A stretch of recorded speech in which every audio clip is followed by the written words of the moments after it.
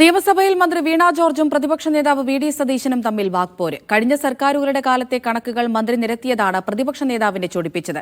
സർക്കാർ ആശുപത്രികളിൽ ശസ്ത്രക്രിയയ്ക്ക് പോകേണ്ടി വരുമ്പോൾ പഞ്ഞി വരെ വാങ്ങി വരേണ്ട ഗതികേടാണെന്ന് പ്രതിപക്ഷ നേതാവ് പറഞ്ഞു. തിരുവനന്തപുരം മെഡിക്കൽ കോളേജിൽ രോഗികളിൽ നിന്ന് പണം വാങ്ങി ചികിത്സ നൽകിയിട്ടുണ്ടെന്ന് ഡോക്ടർ ഹാരിസ് പറഞ്ഞത് മന്ത്രി നിയമസഭയിൽ ശരിവച്ചു.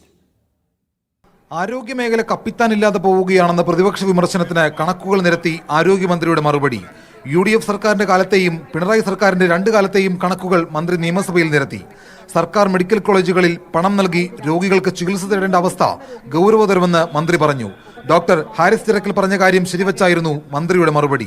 തിരുവനന്തപുരം മെഡിക്കൽ കോളേജിലെ യൂറോളജി വിഭാഗവുമായി ബന്ധപ്പെട്ട് നിയോഗിച്ച വിദഗ്ധ സമിതിയുടെ റിപ്പോർട്ടിൽ മൂത്രാശയ കല്ല് പൊടിക്കുന്ന ഫ്ലെക്സിസ്കോപ്പ് എന്ന ഉപകരണം രോഗികളിൽ നിന്ന് പണം ഈടാക്കി വാങ്ങുന്നതായി കണ്ടെത്തിയതായി പരാമർശിക്കുന്നുണ്ട്. പണം ഈടാക്കി ഉപകരണങ്ങൾ വാങ്ങുന്നുണ്ടെങ്കിൽ അത് സർക്കാർ നയത്തിന് വിരുദ്ധമാണ്. അത് സർക്കാർ ഗൗരവമായി കാണുന്നതാണ്. 10 വർഷമായി സിസ്റ്റത്തിന്റെ തകരാർ പരിഹരിച്ചില്ലേ എന്ന് പ്രതിപക്ഷത്തിന്റെ പരിഹാസം. 10 വർഷം മുമ്പുള്ള കണക്ക് പറഞ്ഞാണോ താരതമ്യം ചെയ്യുന്നതെന്ന് പ്രതിപക്ഷ ചോദ്യം. ജില്ലാ ആശുപത്രികളുടെ ബോർഡ് മാറ്റി മെഡിക്കൽ കോളേജ് എന്നാക്കിയെന്ന മന്ത്രിയുടെ വിമർശനത്തിനും പ്രതിപക്ഷ മറുപടി. 10 കൊല്ലം മുമ്പ് UDF സർക്കാർ ഭരിച്ചിരുന്ന കാലത്തെ കണക്ക് ഒരു 25 കൊല്ലോ അല്ലെങ്കിൽ EMS സർക്കാർ ഭരിച്ചിരുന്ന കാലത്ത് പറ സാർ, ഒരു ജില്ലാ ആശുപത്രിയുടെ ബോർഡ് മാറ്റി മെഡിക്കൽ കോളേജ് എന്ന് വെക്കാൻ ഇന്ത്യൻ മെഡിക്കൽ കൗൺസിൽ മെഡിക്കൽ കോളേജിന് അംഗീകാരം തരുമെന്ന് പറഞ്ഞ ആനമണ്ഡലത്തിലാണ്. പ്രതിപക്ഷ വിമർശനത്തിനിടെ രാഹുൽ മാങ്കൂട്ടത്തിലിനെ ആരോഗ്യമന്ത്രി പരോക്ഷമായി കുത്തി.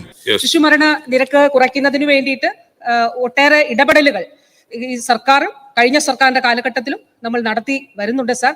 സാർ, കുഞ്ഞുങ്ങളെ ഇല്ലാതെയാക്കുകയല്ല സാർ, കുഞ്ഞുങ്ങളെ സംരക്ഷിക്കുകയാണ് സാർ ചെയ്യുന്നത്. കുഞ്ഞുങ്ങളെ ചേർത്ത് പിടിക്കുകയാണ് ചെയ്യുന്നത്.